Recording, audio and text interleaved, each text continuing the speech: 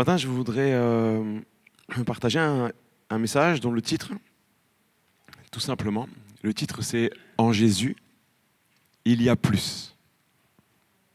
Merci pour ce « Amen » qui fait chaud au cœur. En Jésus, il y a plus. Amen. Il y a plein de détails, plein de points. On pourrait faire un message en 25 points. Bon, on n'a pas le temps. Mais en tous les cas, on va partager ensemble quelques supports bibliques autour de cette thématique. En introduction, on pourrait simplement citer quand Jésus, vous savez, il a parlé avec les disciples après la résurrection. Il s'est montré ressuscité donc à Thomas et à tous les disciples, mais à Thomas en particulier. Et Thomas, il est là, il se prosterne devant le Seigneur et il lui dit « Heureux ceux qui n'ont pas vu et qui ont cru ». Amen. On peut dire en Jésus, il y a plus que la vue. Il y a plus que la vue. Le plus important dans la vie spirituelle, ce n'est pas ce que nous voyons, mais c'est ce que nous croyons. C'est ce que nous vivons au travers de la foi, mes amis. Heureux ceux qui n'ont pas vu et qui ont cru. Alléluia, c'est tellement bon. Des fois, on ne voit rien et on voit même des choses décourageantes, mais nous croyons, alléluia, et ça surpasse ce que nous voyons. Amen. En Jésus, il y a plus que la vue. En Jésus, on peut dire en introduction aussi, mais il y a plus qu'une religion. Le Seigneur ne veut pas établir avec nous une religion dans le sens d'un protocole, de rituel, d'une liturgie, d'une forme d'adhésion intellectuelle ou spirituelle. Il y a une relation. Le Seigneur veut établir avec l'homme, avec sa créature, une relation, mes amis. Pas des dogmes, une relation. Dieu est amour et il veut que cet amour soit échangé, alléluia, soit répandu dans le cœur de l'homme et que l'homme réponde en aimant son Dieu de tout son cœur, de toute son âme, de toute sa force et de toute sa pensée. En Jésus, il y a plus. On va lire ensemble dans l'évangile de Matthieu, au chapitre 12, il me semble qu'il y a 3, oui c'est ça. Dans ce chapitre, dans Matthieu 12, il y a 3 petits points sur cette thématique-là. Il y a 3 points qui illustrent ce titre, en Jésus. Il y a plus. On commence par le verset 42, Matthieu 12, verset 42, il est dit « La reine du Midi se lèvera au jour du jugement avec cette génération et la condamnera, parce qu'elle vint des extrémités de la terre pour entendre la sagesse de Salomon. » Et Jésus dit « Voici, il y a ici plus que Salomon. Amen. » Jésus parle de lui-même en disant « Il y a ici plus que Salomon ». Quand on lit l'histoire du roi Salomon, c'était un homme extraordinaire, c'est le fils de David, il est l'un des fils de David et il a eu la royauté, il a eu l'intelligence, la sagesse plus que tous les autres sur la surface de la terre. C'était un homme extraordinaire, exceptionnel. Et on peut dire, waouh! Et Jésus dit simplement, il y a plus ici que Salomon. Déjà, ça commençait à sentir le roussi, puisque les Juifs autour de lui, qui respectent énormément la lignée des rois, etc., devaient se dire, mais pour qui se prend-il? Mais mes amis, la vie de Salomon, tout aussi belle qu'elle ait pu avoir été, sans parler de la fin, mais juste la vie de Salomon dans les belles années, quand bien même elles ont été extraordinaires en sagesse, en intelligence, que la reine de Saba, elle venait du bout du monde pour le voir, les gens venaient de partout pour avoir des conseils. Mais mes amis, les conseils de Salomon, aussi bons qu'ils aient été, n'ont pas sauvé une âme de l'enfer. Salomon, dans toute sa splendeur, on verra tout à l'heure encore où il est parlé de ses vêtements et c'est super. Mais dans toute sa beauté, sa puissance, sa sagesse, son intelligence, il a vu Dieu 2 fois. Waouh! Et Jésus regarde tout le monde et dit ici, il y a plus que Salomon. Jésus n'est pas juste un homme qui a été sage. Des fois, les gens qui veulent pas trop mépriser Jésus ouvertement, alors ils disent, oui, c'était un homme bien. Mais Jésus, ce n'était pas juste un homme bien. Il est Emmanuel, la Bible dit, il est Emmanuel, il est Dieu avec nous. Notre frère parlait du mystère de l'incarnation. Il est Dieu qui s'est fait homme et qui est venu habiter. Il a traversé la même poussière que nous, mes amis, il a été tenté, la Bible dit, en toutes choses. Et il n'a point connu le péché. Il est allé jusqu'au bout. Il est monté sur le bois de la croix pour nous ouvrir l'accès au ciel, au salut. Salomon n'a pas fait ça. Salomon n'a pas fait ça. Il est le chemin, la vérité, la vie. Jésus est le chemin, la vérité et la vie. Nul ne vient au Père que par moi, dira le Christ. Ainsi, les gens sont chamboulés. Et oui, Jésus, il y a plus que Salomon ici. On continue le chapitre 12 de Matthieu, simplement, c'est un petit peu avant, Matthieu 12, verset 6. On a déjà évoqué ce verset dans une des précédentes réunions. Or, je vous le dis, il y a ici quelque chose de plus grand que le temple. Et là aussi, les gens devaient grincer des dents sévèrement. Il y a plus que le temple. Il y a plus que Salomon. Il y a plus que le temple. Les gens devaient être outrés. Vous voyez, oh là là, comment a-t-il pu oser? Il y a plus que le temple. Dans les Épîtres, il est écrit, vous êtes le temple de Dieu. L'Esprit de Dieu habite en vous. Nous sommes le temple. Mes amis, le culte juif a cessé en Israël de la manière dont il était pratiqué à l'époque. C'est fini, il n'y a plus de sacrifice. Parce qu'il n'y a plus de temple, il n'y a plus de sacrifice aujourd'hui. Il n'y a plus de sacrifice. Et Jésus ne viendra pas pour rebâtir un temple humain, un temple de pierre.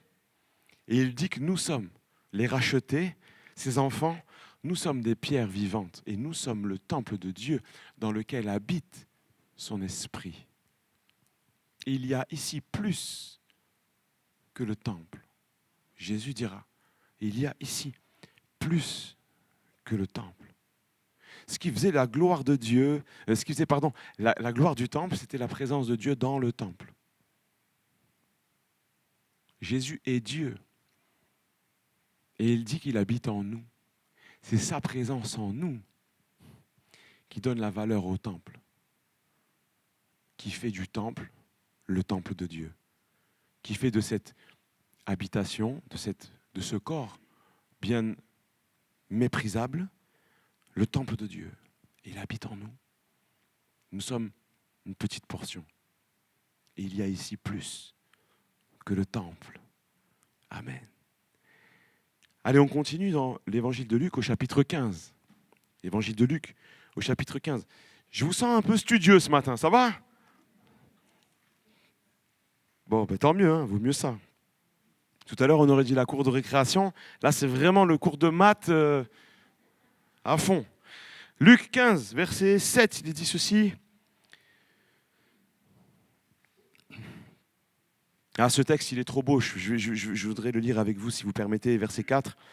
Lequel d'entre vous, s'il a 100 brebis et qu'il en perde une, ne laisse les 99 autres dans le désert pour aller à la recherche de celle qui est perdue, jusqu'à ce qu'il la trouve. Et lorsqu'il l'a trouvée, il la met avec joie sur son épaule. Et de retour à la maison, il appelle ses amis et ses voisins et leur dit « Réjouissez-vous avec moi, car j'ai trouvé ma brebis qui était perdue. » Et il termine au verset 7. « De même, je vous le dis, il y aura plus de joie dans le ciel pour un seul pécheur qui se repent que pour 99 justes qui n'ont pas besoin de repentance. » Amen. Amen. Il y a plus de joie dans le ciel. Quand un homme se repent en Jésus, il y a plus. Au travers de Jésus qui est le chemin, eh bien je passe par ce chemin. Il y a plus de joie, me dit la Bible, pour un homme qui passe par ce chemin de repentance que pour 99 justes, 99 qui ont déjà fait la paix. Oui, le Seigneur dit, il y a plus de joie dans le ciel. Ça veut dire quand il y a une âme, quand un homme, une femme se repent, mes amis, quand un homme, une femme, eh bien, fléchit les genoux devant Dieu pour être purifié de ses péchés. Quand tu t'approches de Dieu, tu ne mesures pas l'action de ta prière, de ta supplication. Eh bien, dans le ciel, il y a un impact. Les anges qui célèbrent Dieu se réjouissent. Ils acclament le Père. Ils disent, mais Seigneur, gloire à ton nom, parce que oui, en bas, telle personne, il se repent, il s'approche de toi. Son nom est inscrit dans le livre de vie. Amen. Il y a de la joie dans le ciel. Le ciel n'est pas un musée, c'est un endroit de joie, un endroit de fête, un endroit où il y a du combat spirituel, mais un endroit aussi où ils se réjouissent. Alléluia. Et ce qui nous attend, mes amis, ce n'est pas un lieu de combat, mais un lieu de victoire et de joie pour l'éternité. Amen. Amen. Le combat, c'est maintenant, c'est en ce moment, oui. Le combat spirituel, le combat entre le bien et le mal. Les puissances des ténèbres essayent d'attaquer, essayent d'opprimer, d'oppresser. Mais Jésus a triomphé. Jésus a triomphé. Jésus triomphe au travers de nos vies. Il triomphe en moi. Il me donne la force pour marcher sur les serpents, sur les scorpions et sur toute la puissance de l'adversaire. Amen. Alléluia. Il y a plus de joie dans le ciel. Vous puiserez de l'eau avec joie aux sources du salut. Amen. Et pour les bons élèves, vous savez que le mot salut, ça veut dire en hébreu. Vous avez oublié les hébraïsants? Vous puiserez de l'eau avec joie aux sources du salut. Peut-être je me trompe, peut-être je ne l'ai pas fait dans cette église-là, mais je suis quasiment sûr. Si, allez, faites un effort. Vous puiserez, Alex, vas-y, vous puiserez de l'eau avec joie. Non, je te taquine. Vous puiserez de l'eau avec joie aux sources du salut. Salut, c'est quoi? Yeshua. Merci, Jean. Oui, c'est Jésus, c'est la forme. C'est énorme. C'est énorme ou c'est pas énorme, Père Thuy? Vous puiserez de l'eau. C'est dans Ésaïe chapitre 12, on est dans l'Ancien Testament. On est en moins 600. Vous puiserez de l'eau avec joie aux sources du salut, aux sources de Yeshua. Amen. C'est bon ça, hein? C'est pas moi qui l'ai écrit, hein? Bastien, tu savais ça? Tu savais? Ah. Super. Bon, ben on y va, on continue. Je vois que vous êtes...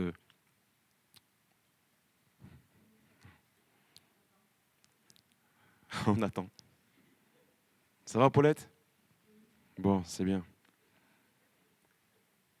Jésus continue dans Matthieu 12, verset 41.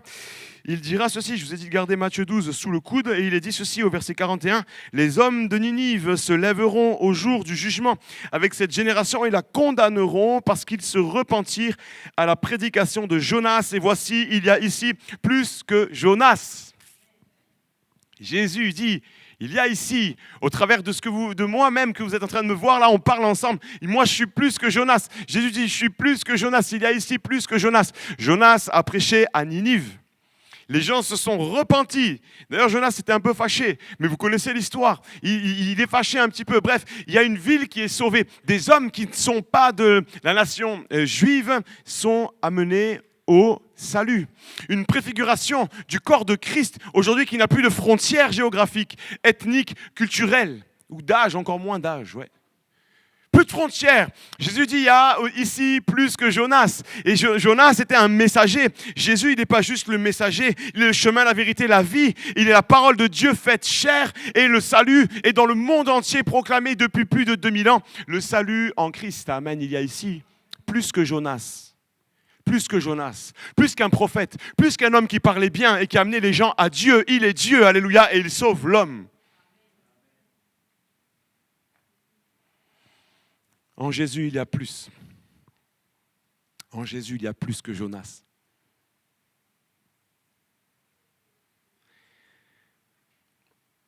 Luc 12. Luc 12.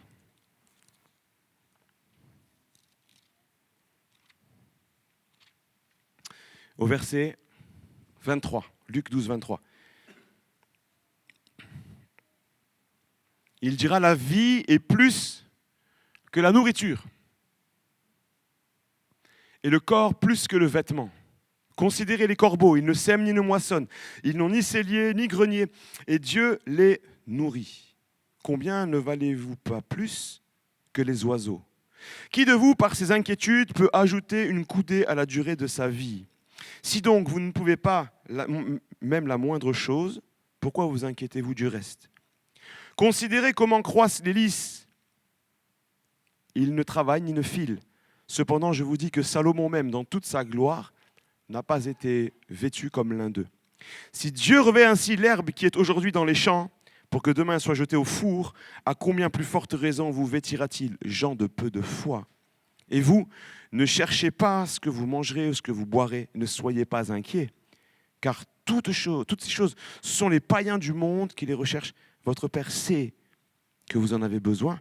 Cherchez plutôt le royaume de Dieu et toutes choses vous seront données par-dessus. Et un verset très pertinent pour Pertuis, je le crois, je le citais hier au bien-aimé qui était là-haut à Gap. Ne crains point, petit troupeau, car votre Père a trouvé bon de vous donner le royaume. Amen. Amen. Le Seigneur ici met le doigt sur les biens matériels et toutes les inquiétudes qui en ressortent. Il dira même après, vendez ce que vous avez donné en aumône, car là où est votre trésor, là sera votre cœur. Mes amis, le Seigneur il met l'accent ici en disant, nous l'avons lu ensemble, la vie est plus que la nourriture. En Jésus, il y a plus que les choses d'en bas. En Jésus, il y a plus que les choses d'en bas. La Bible me dit que si c'est dans cette vie-là que que notre espérance est cantonnée, nous sommes les plus malheureux de tous les hommes. Notre espérance dépasse cette vie-là.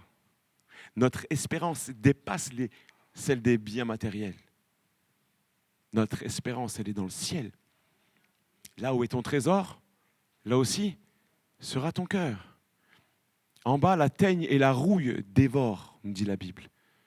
Mais notre trésor dans le ciel, personne ne peut le toucher. Alléluia. Personne ne peut le toucher. Ce livre merveilleux dans lequel il y a écrit le nom de ceux qui sont rachetés, personne ne peut en enlever un seul nom. Personne ne peut toucher à ce livre. Nos noms sont inscrits dans le ciel, mes amis. Personne ne pourra enlever notre nom. On lui appartient. Nous sommes son peuple. La vie est plus que la nourriture. Vous avez vu, il dit, le Seigneur donne l'image de ces plantes, cette fleur, le lys, qui est très jolie. Et il dit, même Salomon, dans toute sa splendeur, il n'a pas été aussi bien habillé qu'avec cette fleur. Waouh! On connaît la gloire des hommes, vous voyez. La gloire des hommes. Il y a eu le festival de Cannes, là, je ne sais pas si c'est terminé ou pas. Là-bas, voilà. Il y a des millions de dollars au mètre carré, là. Mais il y a beaucoup de tristesse aussi au mètre carré. Il y a beaucoup de superficialité et beaucoup de péché au mètre carré aussi. Beaucoup de péché au mètre carré. Mais Seigneur, ces choses-là, les choses de ce monde, ne valent rien, n'ont pas de commune mesure avec les choses d'en haut, avec les choses de Dieu, avec l'amour du Seigneur manifesté pour nous. Il y a plus que la nourriture. Vous avez vu, il est dit même, avec toutes tes inquiétudes, tu ne peux pas rajouter une coudée à la longueur de ta vie. Une coudée, si je ne me trompe pas, c'était 50 cm. C'est rigolo, c'est une image, ouais. Tu peux t'inquiéter, tu peux faire tous les plans et tous les stratagèmes que tu veux. Tu ne peux pas rajouter 50 cm à la longueur de ta vie. Quand c'est fini, c'est fini. Quelqu'un a dit, la vie, c'est comme une pièce de monnaie. Tu peux la dépenser qu'une fois. Ce n'est pas dans la Bible, hein. Mais ça nous fait réfléchir. Moi, ça me fait réfléchir. Je veux bien dépenser ma vie. Je veux bien dépenser ma vie pour le Seigneur. Des fois, ça coûte, hein. La consécration, ça coûte. La sanctification, ça coûte. Servir Dieu, ça coûte. Il y en a un qui est tombé là-bas, non, c'est bon. C'est pas un être humain, c'est une bouteille, ça va. Et oui, servir Dieu, ça coûte, mes amis, c'est une question de priorité. La vie, c'est plus que la nourriture. La vie, c'est plus que les choses d'en bas. Les choses éternelles sont là-haut. Et le Seigneur nous demande de travailler ici-bas pour les choses éternelles. Il n'a rien contre la nourriture, hein. Rassurez-vous, faites-vous un bœuf bourguignon à midi et éclatez-vous, c'est super. Et le Seigneur est pour vous aussi à nos besoins. Mais il n'y a pas de commune mesure. Il n'y a pas de commune mesure.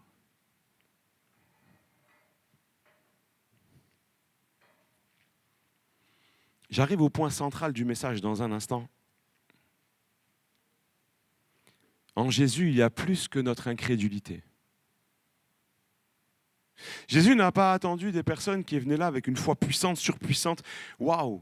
Vous le connaissez, il y a plusieurs textes où le Seigneur il parle de « Si tu avais la foi grande comme un grain de sénévé, tu dirais à cette montagne, ôte-toi de là et jette-toi dans la mer et elle t'obéirait. » À un moment donné, il y a un papa qui vient, un papa dont le fils est tourmenté par des esprits méchants. C'est dans l'évangile de Marc que nous lisons cela, au chapitre 9. Si vous avez la Bible, on peut le lire ensemble. Marc, chapitre 9. Une phrase. qui, je le crois, va nous faire réfléchir ce matin. Évangile de Marc, chapitre 9, verset 16. Il leur demanda « De quoi discutez-vous avec eux ?» Et un homme de la foule lui répondit « Maître, j'ai amené auprès de toi mon fils, qui est possédé d'un esprit muet. En quelques lieux qu'il le saisisse, il le jette par terre. L'enfant écume, grince des dents et devient tout raide. J'ai prié tes disciples de chasser l'esprit, et ils n'ont pas pu. Race incrédule, leur dit Jésus, jusqu'à quand serai-je avec vous? Jusqu'à quand vous supporterai-je? Amenez-le-moi. On le lui amena. Aussitôt que l'enfant vit Jésus, l'esprit l'agita avec violence, il tomba et se roulait par terre en écumant. Jésus demanda au Père, combien y a-t-il de temps que cela lui arrive? Depuis son enfance, répondit-il. Et souvent l'esprit l'a jeté dans le feu et dans l'eau pour le faire périr. C'est terrible ce qu'on lit là. Et là vient le cœur du papa qui s'ouvre. Mais si tu peux quelque chose, viens à notre secours. Et compassion de nous. Jésus lui dit, si tu peux, tout est possible à celui qui croit. Aussitôt le père de l'enfant s'écria, je crois, viens au secours de mon incrédulité. Amen. Vous connaissez la suite du texte, vous pourrez la lire, comment le Seigneur à l'instant va guérir et libérer cet enfant. Je crois, viens au secours de mon incrédulité. Le Seigneur ne demande pas des super-héros, ouais, des gens invulnérables. Le Seigneur demande des cœurs sincères, mais qui reconnaissent que parfois il manque de foi, il manque de feu. En lui, il y a plus que notre incrédulité, il y a plus que nos faiblesses. On va y venir, il y a plus. Je crois, viens au secours de mon incrédulité. J'en arrive au cœur du message et je voudrais qu'on lise dans 2 Corinthiens 12. Ça fait beaucoup de lectures, hein? Mais ça, c'est normal, non? Hein? C'est normal de lire la Bible. Ça va. On est sur la même longueur d'onde. 2 Corinthiens 12, verset 7. Et pour que je ne sois pas enflé d'orgueil à cause de l'excellence de ces révélations, il m'a été mis une écharde dans la chair, un ange de Satan pour me souffleter et pour m'empêcher de m'enorgueillir. Alors, beaucoup ont débattu sur l'écharde de l'apôtre Paul, on ne sait pas trop ce que c'était. 3 fois, j'ai prié le Seigneur de l'éloigner de moi et il m'a dit, ma grâce te suffit car ma puissance s'accomplit dans la faiblesse. Amen. La puissance s'accomplit dans la faiblesse. Le Seigneur, en Jésus, mes amis, il y a plus que nos faiblesses. Il y a plus que nos faiblesses. Et je voudrais vous dire quelque chose d'important ce matin. Il y a plus que nos faiblesses, c'est nos fragilités de vie, nos fragilités peut-être de tempérament. Derrière ce mot faiblesse, on peut mettre beaucoup de choses. Il y a plus que, vous voyez, ces petits moments où on se sent faible, on se sent, notre foi, elle faiblit. Mais le mot ici, il va plus loin que ça. Le mot faible, c'est le même mot que malade. Il est traduit par malade à certains moments dans la Bible, à de multiples reprises. On peut le vérifier ensemble, on peut partager ensemble si vous le souhaitez pour vérifier ce que je dis. Tout ce que je dis est vérifiable dans les Écritures. Amen. C'est normal. Quand je suis faible, c'est le même mot que malade. C'est alors que je suis fort. Et le mot fort ici, c'est le mot dounatos en grec. Et on le retrouve dans Matthieu 19, 26, quand Jésus dit « Aux hommes, c'est impossible, mais à Dieu, tout est possible. » Dounatos, c'est le même mot que possible ici. Il est traduit. C'est alors, donc quand je suis faible, c'est alors que je suis fort. À Dieu, tout est possible. C'est le même mot. Dounatos. Bam. Aux hommes, c'est impossible, mais à Dieu, tout est possible. Quand je suis faible, je suis fort. Quand je suis faible, il me fortifie. L'œuvre de Dieu, mes amis, ne dépend pas de nos capacités intrinsèques, de nos grands élans de foi, de super-héros, mais il prend les personnes faibles et il en fait des personnes fortes. Je puis tout par celui qui me fortifie. Amen, Ça, c'est Philippiens 4, 12. Nos incapacités, je puis tout par celui qui me fortifie. L'apôtre Paul n'était pas un super-héros, il avait ses problèmes. Parmi ses problèmes, il était seul, souvent seul. Mais il va découvrir au fil de la marche chrétienne, au fil de son ministère, au fil de son mandat, au fil des trahisons, au fil des pertes de frères et de sœurs, de ci, de là, au fil des emprisonnements des uns des autres, il a été laissé pour mort. Mais il va découvrir le secours de Dieu dans la faiblesse. Et c'est pour ça qu'il dira, je puis tout par celui qui me fortifie, pas par mes propres forces.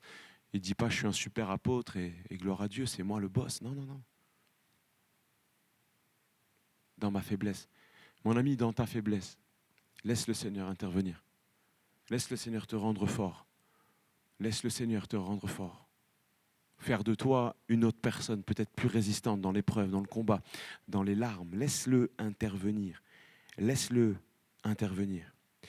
Dans 2 Corinthiens, chapitre 4, verset 17, j'ai bientôt fini, 2 Corinthiens 4, 17, il est dit ceci. Car nos légères afflictions du moment présent produisent pour nous, au-delà de toute mesure, un poids éternel de gloire. Parce que nous regardons non point aux choses visibles, mais à celles qui sont invisibles, car les choses visibles sont passagères et les invisibles sont éternelles. Amen. Il parle ici de nos légères afflictions du moment présent. Et quand tu connais la vie de Paul, tu comprends que, et en fait là, il est en train de minimiser l'impact des souffrances dans sa vie. Il en a eu, et ce n'était pas des légères, des afflictions. Et le mot affliction, c'est pression, oppression. Pression, oppression dans le grec. Nos légères oppressions, nos légères pressions génèrent, c'est très fort, hein, elles produisent pour nous, au-delà de toute mesure, un poids éternel de gloire. C'est-à-dire qu'il y a une corrélation entre notre endurance à supporter la pression, l'oppression. Il y a une corrélation directe entre notre résilience et le poids éternel de gloire qui en découle. La résilience, la résistance. Résister au diable, et il fuira loin de vous. Il est parlé également de il y a une bénédiction, un poids éternel de gloire. Ça veut dire quoi? Ça veut dire quand tu vas te présenter devant le Seigneur, mon frère, le Seigneur il va te dire entre dans mon repos, bon et fidèle serviteur, et il y aura sur toi un poids éternel de gloire. Il y aura sur toi un poids éternel de gloire que tu auras accumulé ici-bas. Car là où est ton trésor, là aussi sera ton cœur. En cultivant, mes amis, des trésors pour le ciel, un jour, le Seigneur nous honorera, nous fera grâce de ce que la Bible appelle les récompenses pour l'éternité. Un poids éternel de gloire. On ne prêche pas souvent sur ça, mais c'est vrai.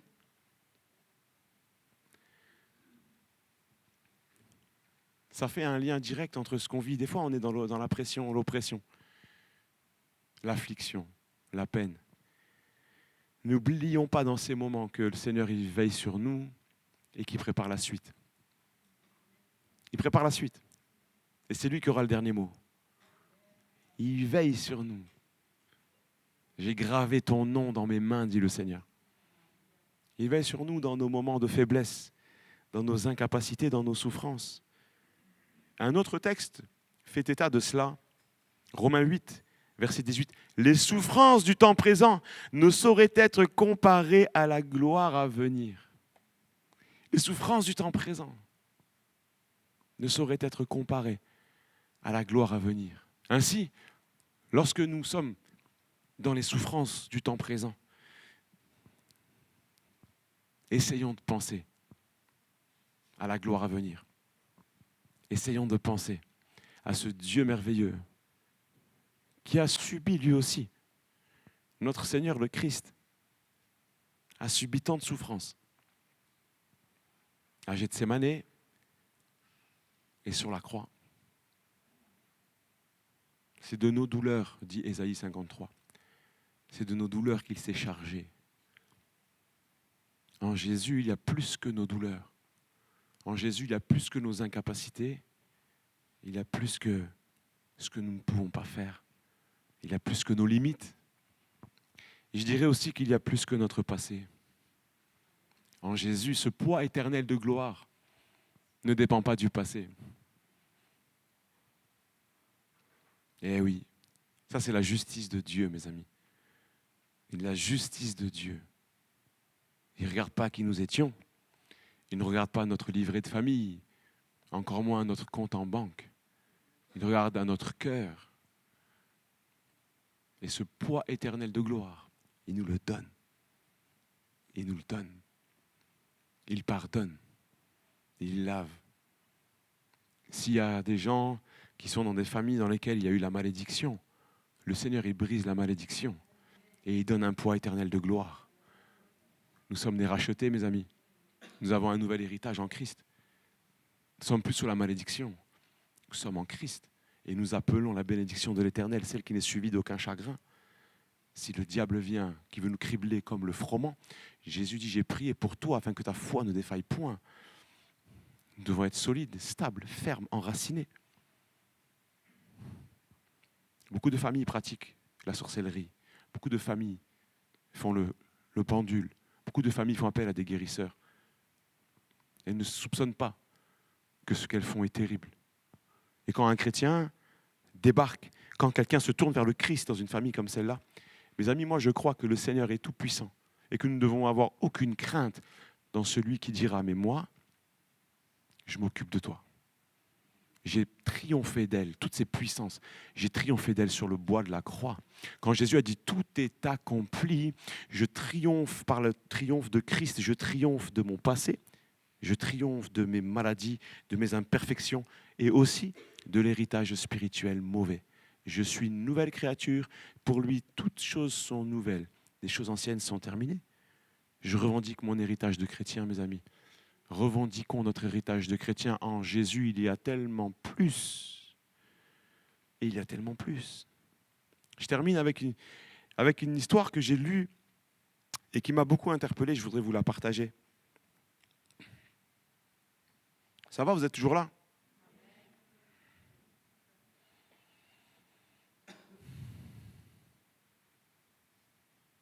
Vous êtes timide.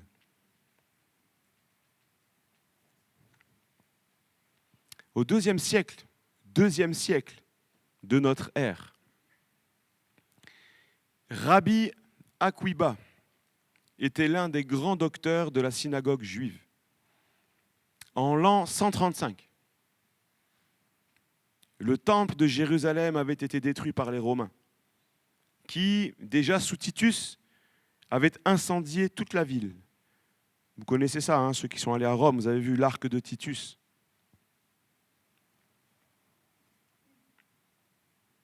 Alors qu'il passait, donc ce rabbin, il passe devant les ruines du temple. Rabbi Akiba se mit à danser et à chanter dans une explosion de joie. Ses disciples s'en affligèrent, pensant qu'il était devenu fou. Mais il leur dit, ne soyez pas tristes. Si je chante et si je danse, c'est qu'il est écrit dans la Torah que Jérusalem sera détruite, mais aussi qu'elle ressuscitera. L'histoire contemporaine démontre qu'Akiba avait raison. La Bible a annoncé des choses extraordinaires au sujet de Jérusalem et d'Israël. Entre autres, Jérusalem sera foulée aux pieds par les nations jusqu'à ce que les temps des nations soient accomplis. La proclamation de l'État d'Israël en 48 et la réunification de Jérusalem en 67 sont des signes sans équivoque de la proximité du retour de Christ. Il vient bientôt. Préparons-nous.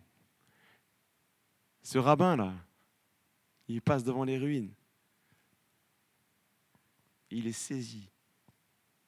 Il se met à danser, à chanter de manière prophétique. Ça va reprendre vie. Ça va reprendre vie. Ça va reprendre vie. Parce que c'est écrit, ça va reprendre vie. Et dans nos situations, mes amis, il y a plus que ce que nous voyons. Ça peut reprendre vie. Ça peut reprendre vie. Le Seigneur n'a pas dit son dernier mot. Si on a la foi comme un petit grain de sénévé, la montagne peut s'en aller. Alléluia. Seigneur, tu n'as pas dit ton dernier mot encore dans ma famille, dans ma vie, dans ma maison, dans mon foyer, dans mon travail. Tu n'as pas dit ton dernier mot. Ça peut reprendre vie. Prenons exemple sur ce rabbin. Réjouissez-vous en espérance, nous dit la Bible. Chantons. Si tu veux danser devant le Seigneur, danse devant le Seigneur, mon frère. Même quand c'est dur. Même quand c'est dur. Même quand ça pèse. Lourd sur les épaules, pense au poids éternel de gloire qui t'attend. Pense au poids éternel de gloire. Et pense à la promesse de Dieu. En Jésus, il y a plus. Il y a plus pour toi. On termine par la prière, si vous voulez bien. Amen. Seigneur, merci notre Dieu. Merci pour ta parole qui nous montre combien il y a plus en toi que les choses d'ici-bas.